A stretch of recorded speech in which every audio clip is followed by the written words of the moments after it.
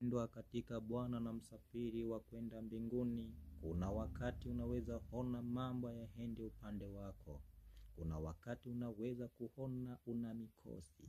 Kuna wakati unaweza kujaribiwa imani yako na ibilisi shetani ili muache Mungu. Lakini nakwambia ndugu yangu, muamini Mungu aliye juu.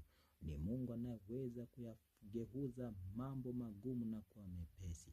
Wakati watu wanakukatia tamaa, ni muda sahihi kusema na Mungu na kumweleza magumu yako na kumweleza yote yanayokusumbua. Mungu wetu ni Mungu mwenye huruma na Mungu ambaye hajawahi kumwacha mja wake angamie.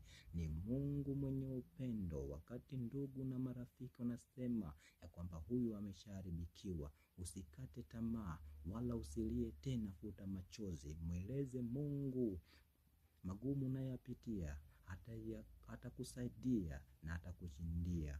Kuna wengi ambao watu waliwakatia tamaa, lakini walipomweleza Mungu aliye hai, Mungu aliwashindia. Na wewe ndio muda sahihi wa kumweleza Mungu magumu unayopitia leo.